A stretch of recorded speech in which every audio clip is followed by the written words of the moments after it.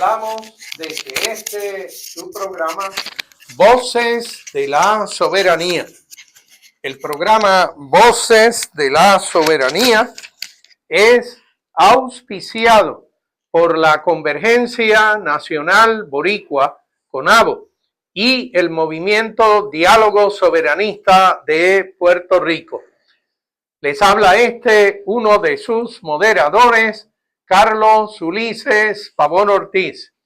Me acompañan en la mañana de hoy los comoderadores Gabriel Andrés Rodríguez Fernández. Buenos días, Gabriel. Muy buenos días a ti, Carlos, y a todas las personas que nos escuchan. Me acompaña también el comoderador Juan Carlos Martínez Cruzado. Buenos días, Juan Carlos. Buenos días, Carlos, y buenos días a todos los que estamos aquí en la mesa. Y el comoderador José Israel Alameda Lozada, quien está aquí tomándose un cafecito, pero no nos invitó. Sí, no, eso es privado, eso está privatizado.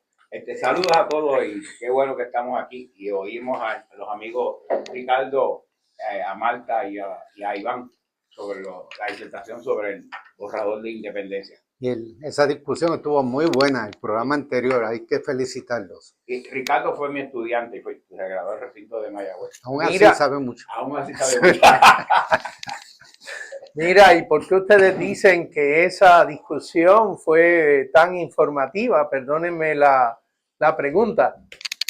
Es que estuvieron discutiendo durante una hora, no solo lo técnico, digamos, de ese borrador de orden ejecutivo para la independencia de Puerto Rico, sino sobre todo por qué estamos convencidos de que la independencia de Puerto Rico es viable económicamente, socialmente, políticamente, y que la nación puertorriqueña con soberanía puede ser un país próspero y feliz, próspero, sostenible y feliz. Así que independientemente al asunto de estos miedos que a veces nos tratan de meter algunos de los partidos, vamos a decir, mayoritarios en Puerto Rico, la realidad es que aquellas personas que han podido estudiar las posibilidades de la soberanía para Puerto Rico, hay unas grandes posibilidades de beneficios y de cosas valiosas para Puerto Rico,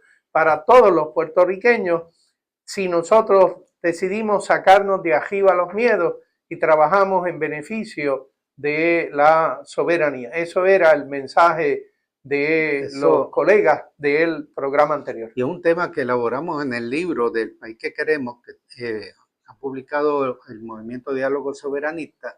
Tiene una parte sobre las condiciones sociales y políticas de ese país, cómo funcionaría una democracia participativa, justa y equitativa. Y por otra parte, un modelo económico, bajo qué condiciones, de qué forma podemos desarrollarnos económicamente. Y ese aspecto sobre todo lo estuvo discutiendo Marta Quiñones con Jeffrey, el otro profesor de economía, y aquí también el amigo Alameda, que ayudó en ese libro, también ha elaborado. Y como decía Marta Quiñones al final del programa, este mensaje hay que llevarlo sobre todo a los jóvenes, porque en estas últimas elecciones todos los sondeos y los resultados del plebiscito indican que la mayoría de la juventud, hasta edad media, hasta lo que llamaríamos edad media, hasta los 30, ya están convencidos de que necesitamos la independencia, pero no tienen la información del cómo puede lograrse y mantenerse esa independencia, y hay que llevarles este mensaje. Oye, yo más que de independencia hablaría de soberanía. Soberanía, estamos de acuerdo. Porque mucha gente cree que independencia significa autarquía, que usted vaya a producir todo lo que tiene. Puerto Rico es pequeño. Pero no, ningún país es autosuficiente y no queremos que sea autosuficiente. De hecho, desde la teoría de Adam Smith, lo que decía es que el comercio, tener comercio con otras naciones es bueno. Y estaba hablando de Inglaterra y de Alemania y de Portugal. Desde los 1700 se está hablando de ese asunto. Sí, 1750, desde el libro de Adam Smith. Y eso es la comida mía todos los días en las clases. Pero mira, la soberanía es que implica que tú tienes la capacidad para tomar decisiones, inclusive con Estados Unidos tener comercio, porque la la ley de gravedad, la teoría de gravedad de comercio dice que tú vas a hacer comercio con lo que está más cerca. Pues, si tú tienes 5 millones de puertorriqueños, parecidos puertorriqueños, y tienes latinoamericanos que van a comprar tus productos, pues tú tienes un mercado allí. No tiene que ser tampoco solamente con Estados Unidos como Claro. ahora. Y por ejemplo, algo que mencionó Marta, Vieques y Culebra podrían comerciar con Santa Cruz y con otras islas más pequeñas y hasta con Sudamérica directamente. No estés pensando nada más que en conseguir un Walmart. De hecho, es muy probable que Vieques, previo al asunto de la invasión norteamericana, una de las partes de la economía viequense era la producción de ganado. Y la producción de ganado para carne y para cueros. Y esta se comerciaba con las islas de Santa Cruz y San Juan y todas las que están hacia el este. ¿Por qué? Bueno, pues porque estas islas no tienen llanos tan extensos como los podía tener Vieques, y la producción de ganado ya tenía una historia bastante larga en esa isla. Sí, así que la soberanía lo que abre es la capacidad, un abanico bien grande, que abre la capacidad para tener relaciones diplomáticas, comerciales con todo el mundo. Por cierto, lo que Donald Trump ha tratado de menoscabar, y ese es el gran reclamo de muchos grupos en los Estados Unidos, de que esas relaciones diplomáticas, Estados Unidos estaba en una economía relativamente próspera, 4% de desempleo cuando llegó, tenía la probabilidad, según Goldman Sachs, de un 10% de recesión en diciembre del 2024. Hoy tiene un 65% de recesión. Y eso 2025. Es autoinfligido por la política esta fascista, vamos a decirlo de esta manera, de un gobernante que se cree que puede dominar todos los aspectos. Es un verdadero intento de dictadura en los Estados Unidos. Quizás intento no, ya es casi un hecho. Inclusive no le hace caso a los jueces. Hay un juez que le está reclamando, mire, traiga a ese individuo que llevaron para allá ilegal. Háganme las gestiones. Que enviaron a El Salvador. Yo no sé dónde está, qué sé yo, ya mismo, denme tiempo para leerla. ¿Qué tiempo? Si esto no, hasta el mismo juez del Tribunal Supremo dijo que había que traerlo porque ilegalmente lo llevaron. Oye, ¿qué más puede? Pero es la terquedad de un dictador. Punto. No hay otra. Así que parecería, yo me gustaría añadir simplemente una oración a esto. Usualmente aquí mencionamos el objetivo de este programa, que es el educar al pueblo sobre lo que es la valía y los beneficios de la soberanía para Puerto Rico. Y ustedes han hecho exactamente esa mención.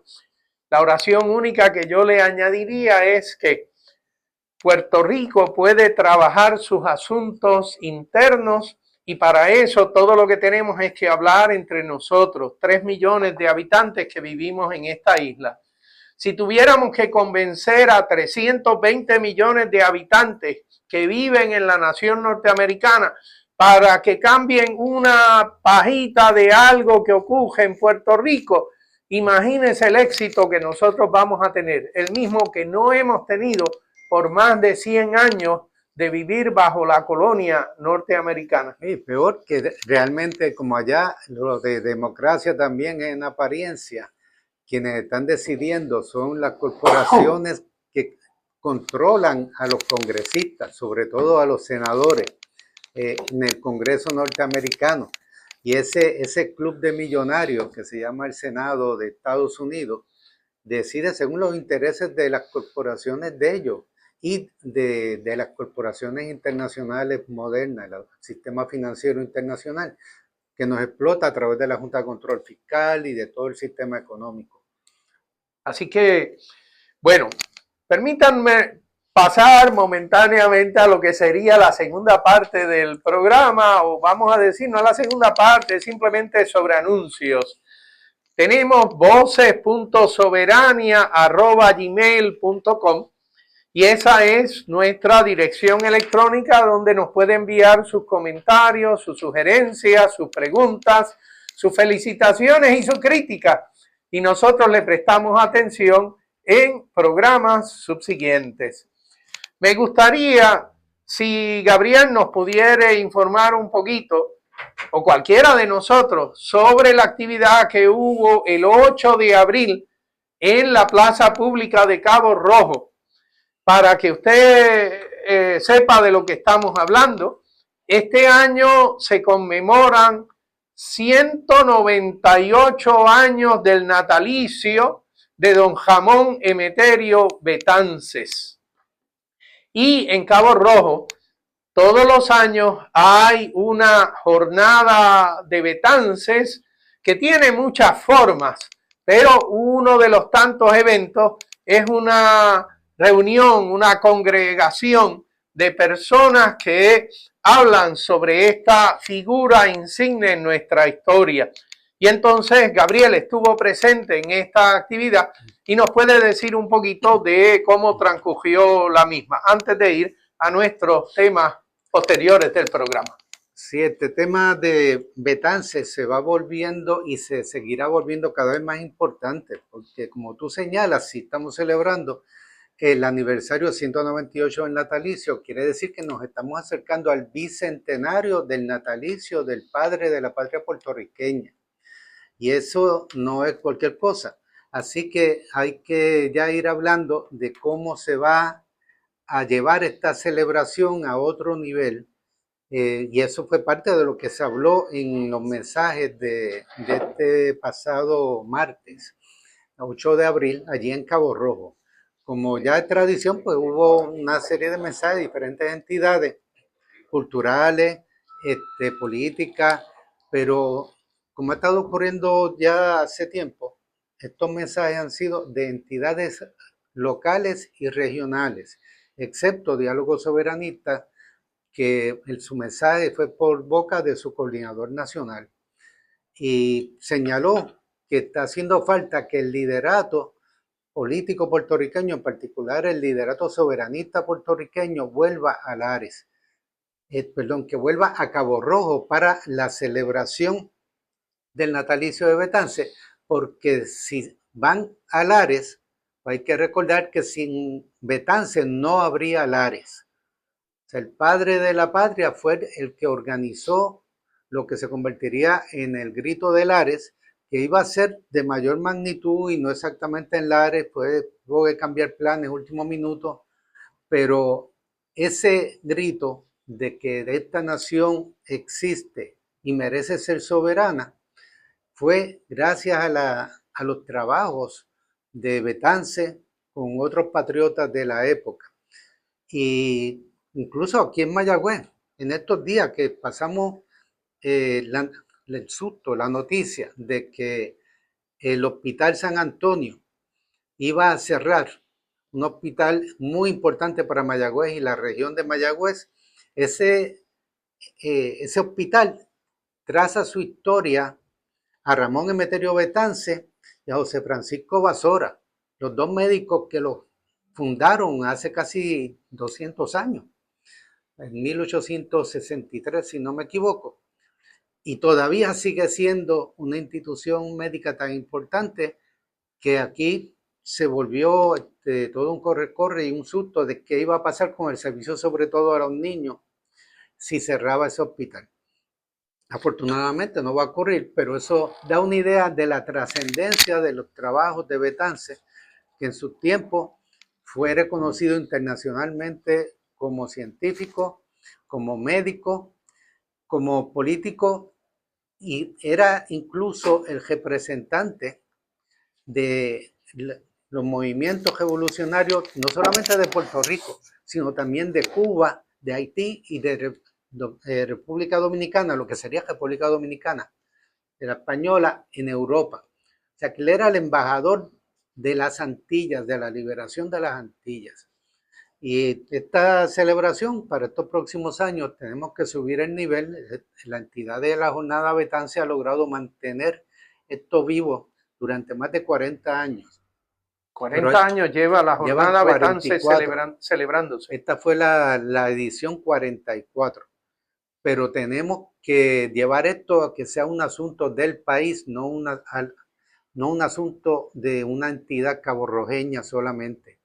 Así que eso fue parte del llamado que estuvimos haciendo en esa actividad. Oye, y esto que voy a decir ahora es un asunto bastante trivial, pero que es bueno que los medobesanos lo sepan, ¿verdad? Porque esa calle que pasa frente al Hospital de San Antonio es la calle Betance.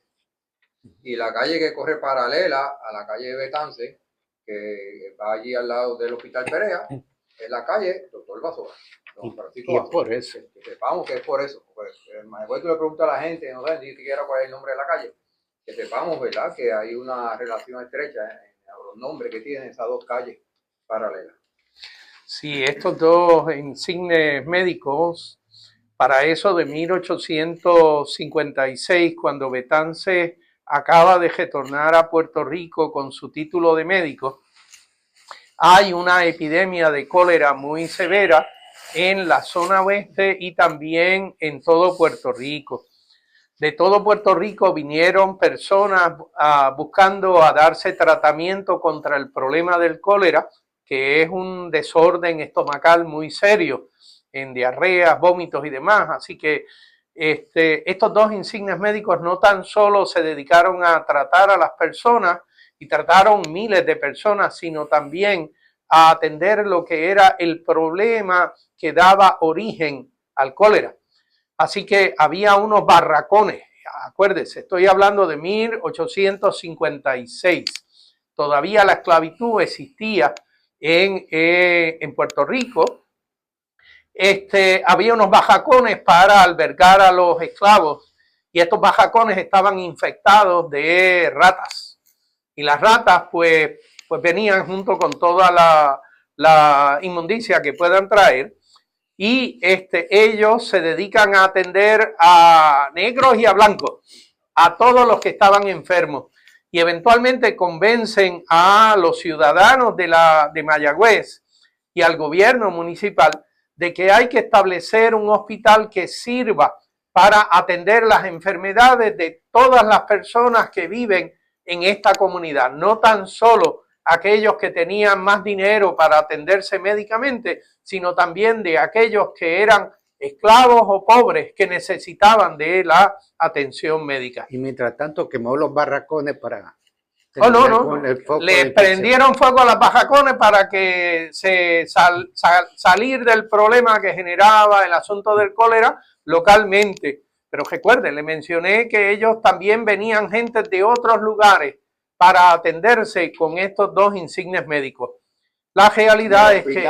¿Cuál era el hospital ese que se hizo? No, el Hospital San Antonio es el hospital que se hace en honor a la petición de estos insignes médicos de 1860 aquí en Mayagüez. Y es curioso que la crisis se soluciona, o por lo menos por el momento se soluciona, porque el Centro Médico de Mayagüez se hace cargo entonces de la operación del Hospital San Antonio. El Centro Médico de Mayagüez lleva por nombre, por ley, Ramón Emeterio Betance, aunque pues al pasárselo a unos privados para operación... Pusieron un rótulo de otra cosa. Sí, y en English, claro está. Pero en realidad es el nombre del Centro Médico de Mayagüez es Ramón Emeterio Betance y ahora va a estar, simbólicamente podríamos decir, volviéndose a hacer cargo del Hospital San Antonio. Bueno, entre los temas del día nosotros tenemos varias cositas a hablar. El primero de ellos nos interesa hablar de cómo el imperio Estados Unidos de América quiere determinar qué y cómo es la economía en el mundo. Y, pues bueno, el llamado presidente aspirante a rey de Estados Unidos ordena o impone o empuja en la dirección de definir unos aranceles para la gran mayoría de los países del mundo. Desde islas pequeñitas en donde habitan 10.000 habitantes hasta naciones que pueden tener 80, 90, 100 millones de habitantes o, como en el caso de la China, pues pudiera ser naciones que tienen 1.200, 1.300 millones de habitantes. Y entonces la pregunta es sobre estos aranceles y las consecuencias para los diferentes países del mundo. Y eventualmente nos interesa, pues bueno, cómo nosotros como país, Puerto Rico, que es un país distinto, nosotros hemos de enfrentar ese detalle. Quizás entonces tenemos al profesor de Ricardo Ramírez, aquí el doctor José Israel Alameda, quien ha estudiado el asunto bueno, lo ha estudiado por disciplina, porque todos los economistas del mundo estudian cuál es el beneficio o el perjuicio de los aranceles. Sí. Y cómo es que en el mundo moderno esto pudiera o no ser algo bueno o malo. Mira, déjame decirte que mi especialidad precisamente en el doctorado fue comercio internacional. Yo cogí cursos de la Universidad de Princeton, de mi comercio internacional con el profesor Peter Kennan, que era un profesor bien conocido y que por cierto tenía una casa en Puerto Rico, en Dorado, y venía a jugar golf aquí con William Baumol, y que era bien conocido en el mundo de las finanzas internacionales. Entonces, pues yo estudié comercio internacional y esa es mi especialidad.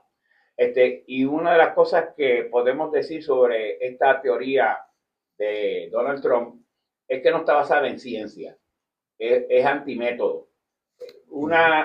La expresión clara y burda, que es solamente emotiva, y las emociones no tienen nada que ver con ciencia, era que él decía en la campaña que arancel era una bonita palabra que tenía el diccionario, que eso iba a ser positivo para Estados Unidos, pero nunca probaba científicamente con estudios sistemáticos de que eso era así.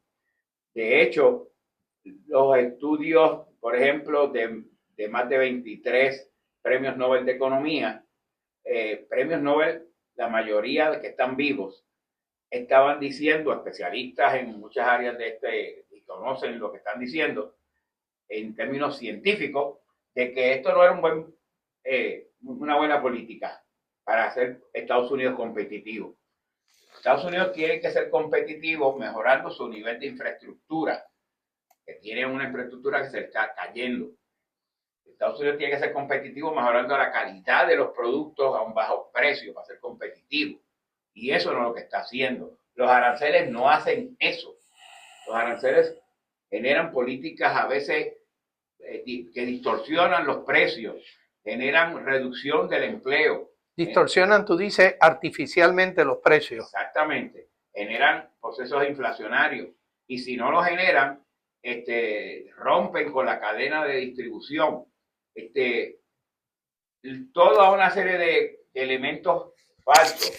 Y lo lindo del caso es que no es lo que dice Donald Trump, que los chinos, en su discurso inaugural, dijo que los chinos habían pagado millones y millones de dólares al erario público por los aranceles, los chinos. Falso, fueron los norteamericanos que lo pagaron, porque el que paga el arancel, acuérdate que Estados Unidos no tiene soberanía contributiva sobre otros países, pero sí tiene soberanía tributaria, contributiva a los importadores que están allí en Estados Unidos. O sea, tú no puedes ponerle impuesto de una nación a otra nación. Aquí Puerto Rico no puede legislar para que la República Dominicana, los que están allá viviendo en la Romana, paguen impuestos aquí. ¿Le suena lógico eso?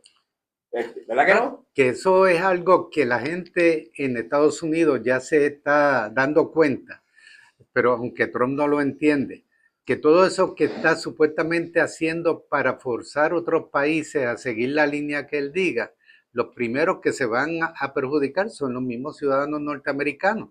Y en esta guerra, los productores norteamericanos también van a estar perdiendo, porque, por ejemplo, uno de los mercados principales para los productos agrícolas de Estados Unidos, para los agricultores de Estados Unidos, es China. Y ahora no van a poder mandar nada para China porque de parte y parte se han puesto más de 100%. La soya, el sorgo.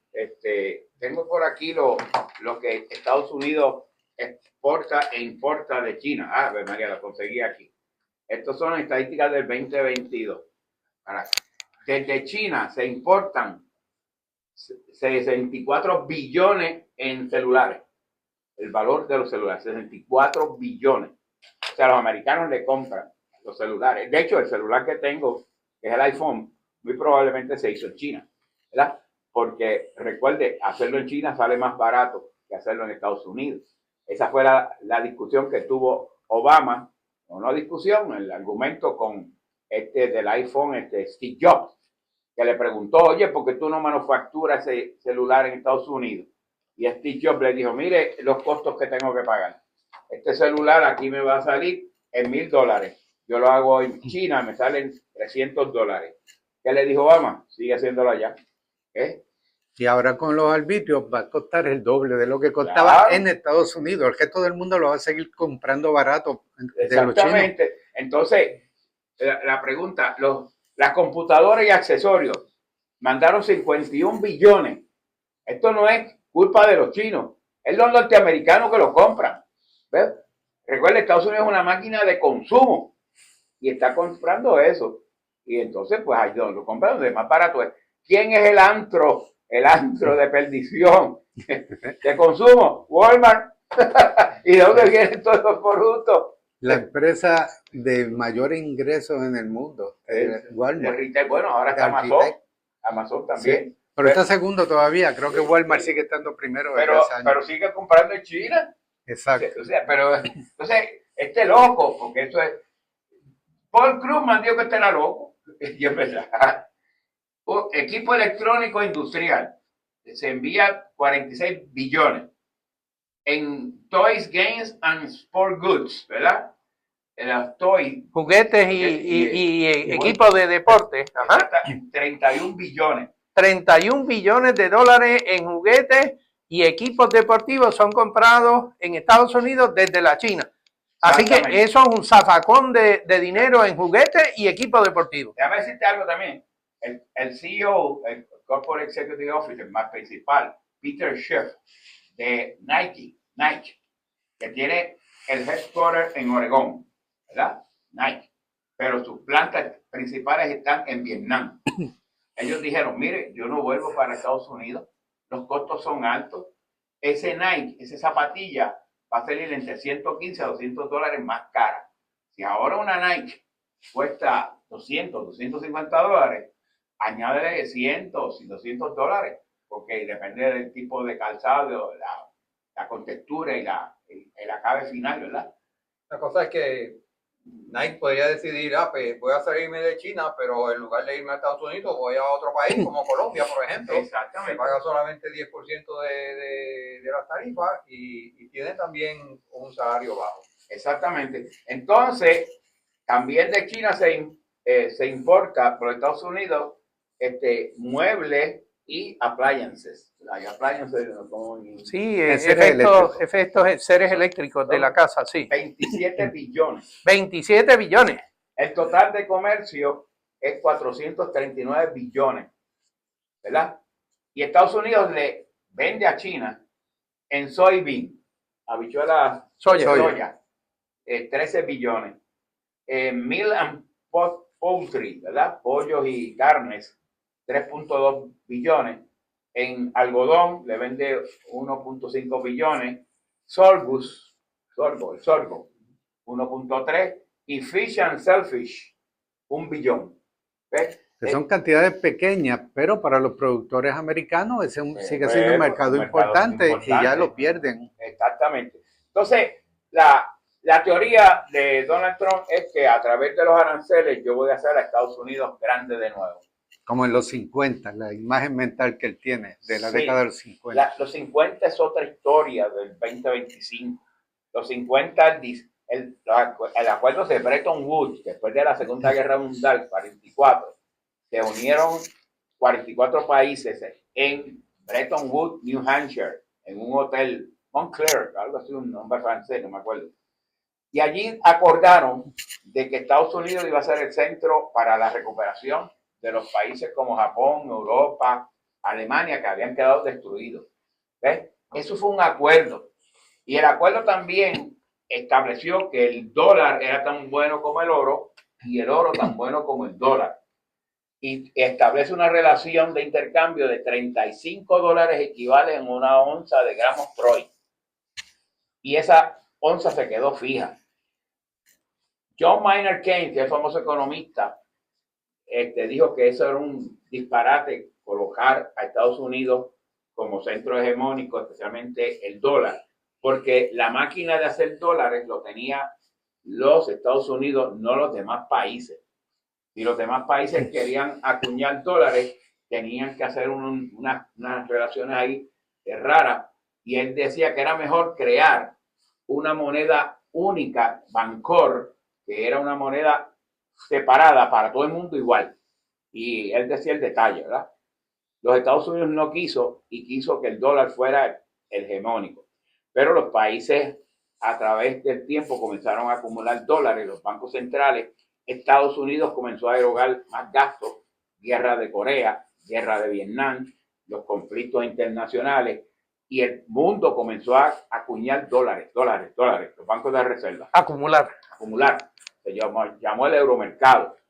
De Gaulle una vez dijo, en el 65, dijo, ok, está bien, yo necesito oro, yo aquí tengo dólares, ¿ya?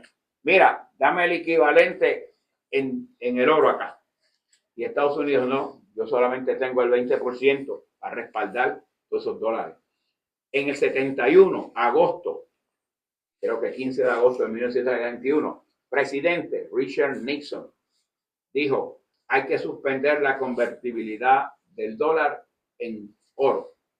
No hay más equivalente. La moneda ahora se va a base de demanda y oferta internacional.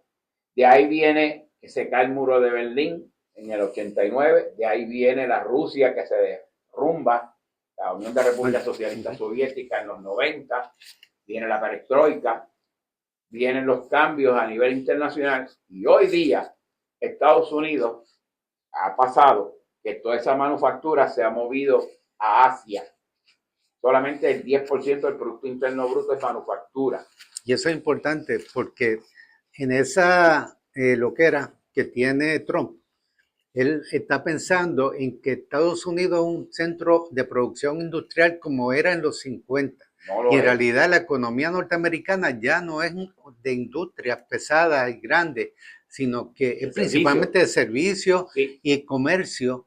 Y esa pequeña parte de la economía industrial no va a volver a ser nunca la central, porque incluso si empleara la producción industrial en Estados Unidos por los altos costos que tiene en otros aspectos, lo más seguro que va a ser cada vez más robotizada, que es como es ahora. La industria del automóvil en Estados Unidos y otras industrias están robotizadas por lo alto de los salarios. Y la inteligencia artificial también. Así que no va a estar generando muchos empleos para unas industrias que no van a llegar. Si volvieran. Oye, entonces, déjame terminar rapidito. Estados Unidos se está convirtiendo en la industria de servicios. 20% de su Producto Interno es finanzas y banca. Como un 5% y 6% es industria de salud y la educación superior. La educación superior es un atractivo. Las universidades Ivy League, Harvard, Yale, Princeton, etcétera, y las universidades estatales son un atractivo para la gente del exterior que van allí. Algunos se quedan. Algunos médicos que yo recuerdo que estudiaban con el hijo mío eran de India, eran de China, eran de otros lugares y están allí en Estados Unidos trabajando. O sea que esa es la forma en que se especializa los Estados Unidos y mantiene el nivel de empleo. Es cierto, los empleos en manufactura se han reducido, y no solo porque se movió a la manufactura, sino porque se está sustituyendo el nivel de empleo dentro de la estructura de producción de la manufactura, como dice en la robótica. Dale, perdóname que te No, tienes toda la razón. Yo te iba simplemente a decir que esos médicos que vienen de otros lados y que van a estudiar allí en Estados Unidos, ahora si no los apresan y los mandan a El Salvador por ser extranjeros, pues entonces a lo mejor se quedan en Estados Unidos, si no se van a otro lugar. Oye, perdona, el turismo es una parte importante de la economía de Estados Unidos también. Y la gente ya no quiere ir a Estados Unidos por miedo a ser un extranjero caminando por una calle en Estados Unidos, para y me votan. Mexicanos y canadienses. Nosotros de una mujer de Gales pasó a Canadá y pasó a los Estados Unidos. Cuando iba a salir tuvo problemas porque no tenía pasaporte. Algo pasó. La metieron una semana presa. O sea, una británica ciudadana del Reino Unido. Oye, por Dios, ahora mismo el problema que tienen contra él de nuevo a ese muchacho que ilegalmente lo llevaron. Le acaban de eliminar el seguro social a 6,000 personas que lo establecieron como muerto. Ya, en Estados Unidos, el seguro social, ese número es importante para todo, para tomar dinero, para hacer cosas. Pues están tratando de vivir de la caridad. 6,000 personas se lo pasaron. Pues, ¿quién hace eso? ¿Quién se mete a las cuentas del seguro social? Pues Elon Musk. Oye, hay unas preocupaciones entre los diferentes, vamos a decir, comentaristas industriales, de que frente a la inestabilidad que muestra el gobierno central norteamericano, el gobierno federal, inestable pues porque el presidente no se sabe con qué idea se levanta cada mañana. Pero para los industriales establecer una fábrica no es una cosa de que ellos lo deciden de un día para otro. Establecer una fábrica de lo que sea para hacer medias o para hacer teléfonos celulares, lo que sea, cuesta una gran cantidad de tiempo y planificación, y los industriales les interesa que esa fábrica, cuando la establece, la puedas operar con ganancias durante muchos años.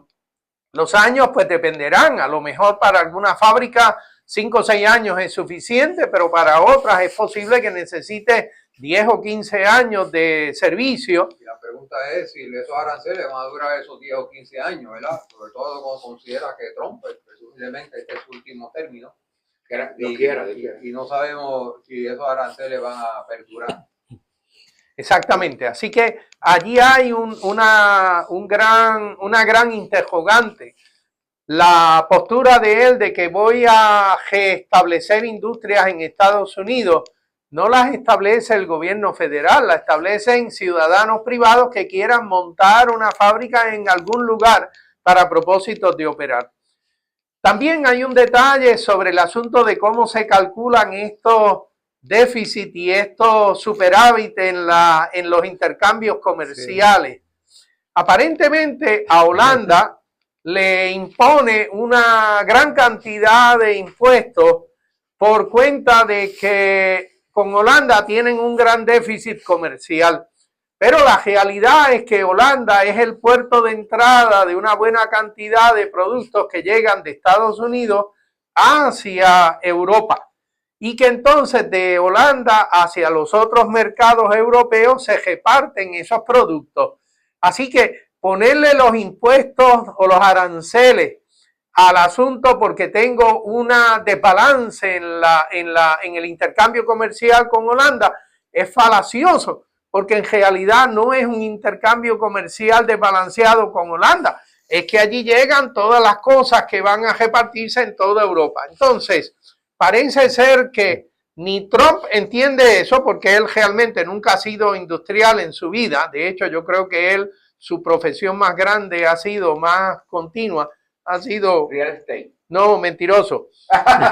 El tipo ha sido un mentiroso de toda la vida. Y creo que también ha quebrado unas cuantas empresas. Ha sido un embaucador de primera, exactamente. Sí, ha quebrado por lo menos 6 grandes empresas a base de hacer trampas financieras. A base de hacer trampas. Entonces, dando chavos en todos los casos, pero la empresa quebró. Oye, pues entonces, ese detalle de cómo se calculan esos desbalances entra en algún momento en las discusiones de los ayudantes de Trump, que tú sepas. Pues no sé, porque realmente Trump sigue con la ley del garrote. Aquel republicano que se le oponga, él va a tratar de sacarlo del medio. Muchos que ya, de hecho, recientemente ha habido unos cuantos, como Ron Paul de Kentucky, que se ha levantado en el hemiciclo, siendo republicano, y dice, mira, yo no puedo respaldar esta política, porque esta es un ataque directo contra los que son nuestros socios comerciales y han sido históricamente. Hay que recordar que cuando entró Trump, la economía no estaba en crisis del norteamericano, tenía un 4% de desempleo, estaba creando empleo, tenía un crecimiento de 2.8%, de 3%, no era una crisis. la probabilidad de recesión, según Goldman Sachs, era 10%. Hoy día esa probabilidad de Goldman Sachs es 65%. Entonces, ha desbaratado la economía, ha desbaratado la confianza. Los mercados, Standard & Poor's, Nasdaq, los índices bursátiles se han caído estrepitosamente. Entiendo yo que eso se debe, ¿verdad? Porque el mundo se había globalizado. Cuando tú tienes el mundo globalizado, tú tienes un mercado grande y por lo tanto la demanda para tu producto crece porque tienes más posibles clientes. Y cuando la demanda crece, pues la oferta, cuando hay una mayor demanda, eso estimula la creación de oferta, es decir, estimula la producción, y la producción es lo que genera riqueza. Por eso China es la fábrica del mundo. China está en la estructura de supply chain de Canadá, de Estados Unidos, de Europa. ¿Qué significa? Bueno, que supply chain es que para yo manufacturar o hacer un producto o comprar en el sector de servicios, yo dependo de los productos baratos que me está produciendo China. Y hay una cosa importante, China también, por lo que va surgiendo como la potencia más grande para el futuro. Es hoy que más grande. Ya lo es, pero Estados Unidos no se ha enterado. La cosa es que ellos tienen una economía de mercado, pero no de mercado a lo loco. Ellos tienen una planificación central del desarrollo económico. O sea, no han dejado de tener un partido único. El Partido Comunista Chino sigue teniendo cientos de millones también de miembros por todo el país. Mantienen la capacidad de dirigir estratégicamente la economía. Incluso para esto ahora, este choque con Estados Unidos, a China no le está doliendo como Trump quisiera que le doliera, porque China se ha estado preparando para este tipo de medidas de Estados Unidos en contra de ellos y tiene muchas formas de darle la vuelta a esto de los aranceles, incluyendo el montón de fábricas que han puesto en otros países. En Tailandia, en Vietnam, en otras áreas, donde, inclusive en mismo México también. Entonces está produciendo otros bienes en otras fábricas en lugares de Asia que no son de China. Una de las cosas importantes es que la banca en China no es privatizada, no es de especuladores privados, sino de pertenencia al Estado. Y cuando vino la crisis esa del 2007-2008, la crisis del subprime rate, aquella, los chinos no sufrieron porque la banca no tenía activos tóxicos comprados para especular. Al igual que en Puerto Rico, las cooperativas no pueden por ley comprar activos para especular, de alta especulación. Pues, los chinos hacen eso. Su banca no compra porque es del Estado. Si hubiese estado en manos privadas, eso lo señalo porque también para esto de la educación de nuestro radio escucha, si uno piensa en Rusia o le dicen de Rusia, el Partido Comunista Ruso ya casi ni existe como tal. Es una oligarquía que está controlando allá, igual que se ha ido desarrollando una oligarquía en Estados Unidos.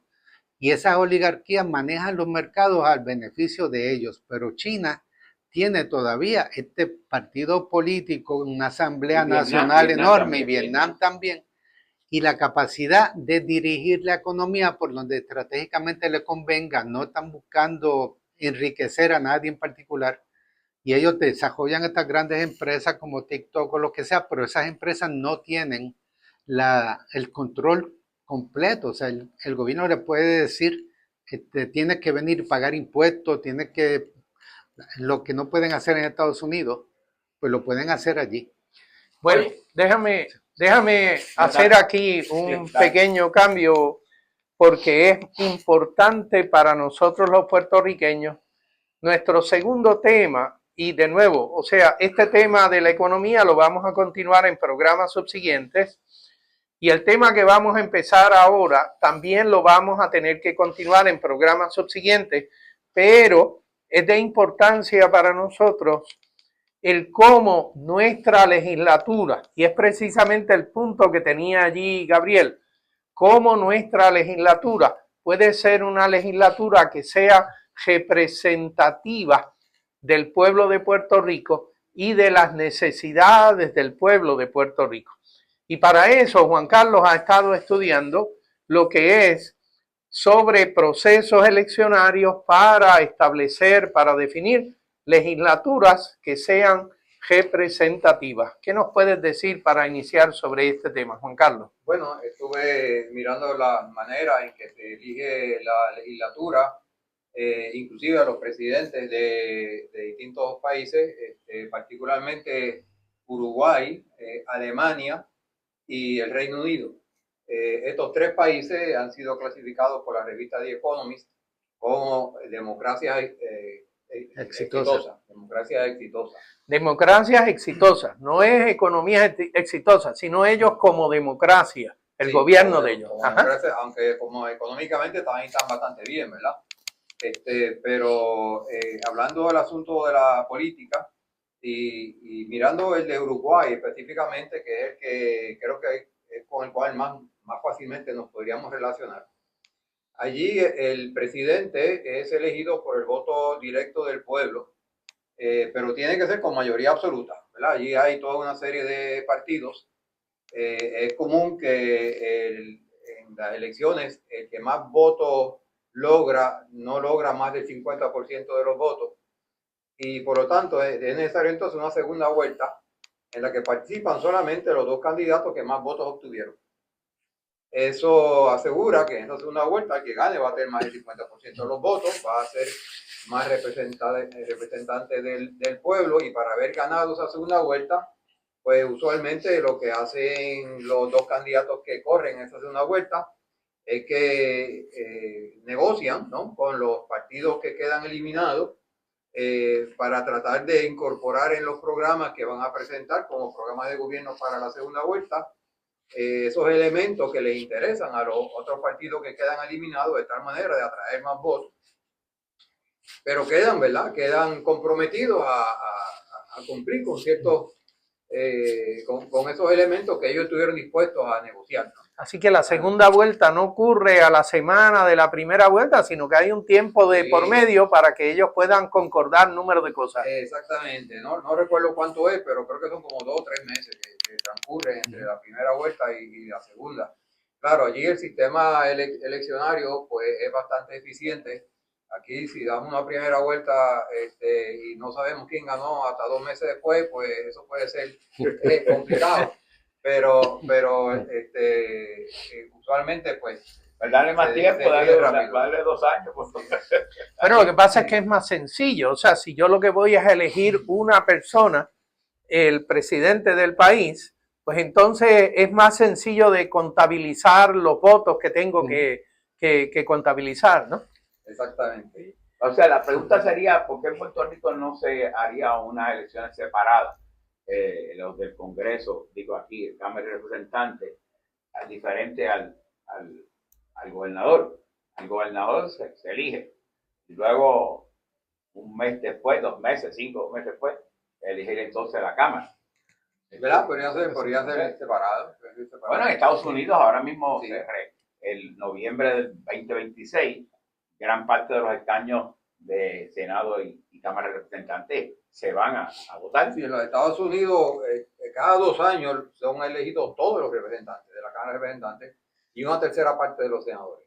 Exactamente. Bueno, la cuestión en Uruguay es que el presidente no puede ser reelecto, tiene un término de 5 años y puede aspirar nuevamente a otro término, pero tiene que dejar por lo menos un término entre medio. De esa manera se evita que él use el poder de la presidencia para ser reelecto. Eso me parece una gran idea. Si tú eres presidente, tú no puedes ser reelecto en las próximas elecciones y por lo tanto no vas a utilizar, ¿verdad? No tienes razón para... ¿Cuánto dura el término, perdona? 5 años. 5 años. Está por 5 años. No puede hacer un media tour diciendo que 100 días han sido buenos y nadie nos conoce qué ha pasado en los 100 días. Así mismo. Claro, también hay un vicepresidente y los dos son elegidos como un boleto, como un combo, ¿verdad? Como ocurre en los Estados Unidos. Ahora, el vicepresidente que es elegido, además de ser vicepresidente, va a ser presidente del Senado. Así que tiene bastante poder. El Senado tiene 31 miembros, incluyendo al vicepresidente. Es decir, que el pueblo vota, ¿verdad?, mediante voto directo, vota por 30 candidatos al Senado. y cuando vota, no vota por candidatos en particular, sino que vota por partido. Cada partido presenta una lista de candidatos. El que está primero en la lista, pues tiene más posibilidades de salir senador. El que queda segundo en la lista, pues tiene una segunda posibilidad de salir, ¿verdad? La segunda mayor probabilidad de salir como senador. La cuestión es que se hace de forma proporcional, ¿verdad? Es decir, vamos a decir, por ejemplo, que el partido A saca el 50% de los votos. Pues entonces de esos 30 senadores, 15 van a corresponder a ese partido. Y si el partido B saca 33% de los votos, pues entonces 10 de esos 30 senadores van a ser el partido B. No sé si sabe cuántos partidos hay en Uruguay. No sé cuántos hay exactamente. Creo que habían varios, 3 o 4 partidos. Sí, hay por lo menos 3. En casi todos los países del mundo hay una cantidad de partidos. De hecho, la unión por la cual Pepe Mujica fue elegido era una coalición de 3 o 4 partidos para propósitos de seleccionar, empujar la candidatura de Pepe Mujica. Así que hay unos cuantos partidos, pero continúa. Sí. Así que la lista para el Senado es a nivel nacional, ¿verdad? Ahora, para la Cámara de Representantes, tú tienes 19 distritos representativos y en cada distrito representativo se eligen una serie de representantes y también se hace de forma proporcional a los votos, ¿verdad? Así que si a un distrito representativo le tocan 10 representantes y el partido A saca 40% de los votos, pues entonces los primeros 4 en la lista de esa lista de candidatos del partido A van a entrar para ese distrito. Para ese distrito. En los otros distritos la proporción podría ser diferente. Diferente, dependiendo de cómo vote la gente en cada distrito. O sea que no en todas partes tiene que ser a los americanos, 2 partidos alternándose y controlando las elecciones y todo lo demás. Es que Estados Unidos es una democracia bien rara, de verdad, que tiene solamente 2 partidos. Y por eso es que es una democracia fallida. Y es prácticamente imposible generar otro partido allí, porque es tan caro hacer unas elecciones. Bueno, sí, hay partidos, yo recuerdo que Ralph Nader era candidato siempre a presidente cuando yo estaba en Estados Unidos estudiando. El independiente. Pero eran unos partidos bien pequeñitos, y recuérdate que Robert Kennedy Junior trató de correr estas elecciones también como aparte, pero obviamente ustedes dicen eso. Bueno, le funcionó para negociar con Trump, ¿verdad? Y lograr el puesto que tiene ahora. Exactamente. Oye, Juan Carlos, el asunto de que cuando tienen que sacar a un representante o un senador por causa de, pues bueno, de corrupción, o porque la persona se tuvo que ir por enfermedad o porque falleció, ¿cómo se reemplazan aquellos que son senadores y representantes en el caso de Uruguay? Bueno, los puestos no pertenecen a los partidos. ¿Cómo fue? Los puestos no pertenecen a los partidos, los puestos pertenecen al pueblo. A pesar de lo que nos acabas de decir, de que la proporción de los senadores se escogen en base al número de votos, a la proporción de votos que obtuvo ese partido, pero sin embargo los puestos legislativos no pertenecen al partido. No pertenecen al partido. Pertenecen al pueblo. ¿Y eso qué significa entonces? Bueno, que habrá que hacer unas elecciones para elegir quién será el nuevo senador o representante. Y allí involucran a todo el pueblo, no a los partidarios de ese señor. Exactamente. Mira, en Estados Unidos recientemente Donald Trump nombró a uno que iba a ser representante o algo así, Walter, ¿te acuerdas? De Florida. Pues hubo unas elecciones en Florida por él. De hecho, en esas elecciones, Donald Trump había ganado por 30 puntos. Esta vez ganó el republicano que iba a suceder a Walter, porque fue entre todos los partidos, toda la gente, incluyendo a demócratas, y ganó por una cantidad ínfima. Y se me olvida el nombre de esta representante, pero Trump quería nombrar la embajadora a las Naciones Unidas. Slotkin. Y en caso de que lo hiciera, pues entonces el puesto de ella iba para la elección y no pertenecía a los representantes. Ella es republicana, pero ese puesto no pertenece al partido, sino que tendría que ir a reelección, y por temor a que perdieran los republicanos ese escaño, que es clave para ellos, porque ellos tienen una mayoría ínfima en estos momentos en la Cámara, pues él decidió, Stefanik, sí. Él decidió no nombrarla, nombrar a la otra persona para las Naciones Unidas, que se quede allá como representante, porque si la saca de ahí, tiene que hacer una nueva elección y posiblemente impide la Cámara. En la democracia de Puerto Rico no hay eso. No hay eso, aquí los puestos pertenecen a los partidos. Es una partidocracia. Ay, ¿Qué dije? Entonces, eso es un detalle que para nosotros sería muy importante, el que los puestos electivos, que son pagados por todos los ciudadanos, independentistas, populares, PNP, no afiliados, y la legislatura que tiene que servir a todos los ciudadanos, que esos puestos no fueran pertenecientes a los partidos políticos, que fueran... Y claramente la legislatura, tanto el Senado como la Cámara, queda de una forma mucho más representativa que lo que hay aquí en Puerto Rico, ¿verdad?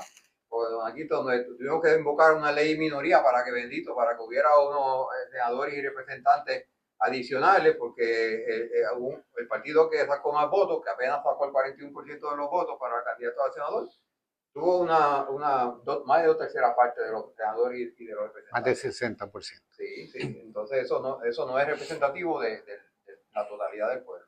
Oye, y entonces, ¿existen mecanismos en Uruguay para sacar representantes o senadores que no estén representando la voz del pueblo o que sean traidores al pueblo, que no sea un proceso interno de la legislatura, sino que sean por votos externos de la población? Eso no lo investigué. Ok. Es posible, pero sí, en Estados Unidos sí ocurre eso. En algunos estados, no en todos, en algunos estados. Se puede lo que llaman recall. Sí, votos para sacar inclusive al gobernador del estado en California. Ese ha sido el detalle. Bueno, tenemos varios países adicionales que Juan Carlos ha estudiado y queremos examinar este asunto de las consecuencias de los aranceles en la economía del mundo y no hemos tratado el problema de cómo esto nos va a afectar en Puerto Rico. Así que, pero el tiempo aquí vuela con una facilidad tremenda. Agradecemos la audiencia de todos ustedes y quedamos en su programa Voces de la Soberanía hasta el próximo sábado. Que tengan todos muy buenas tardes.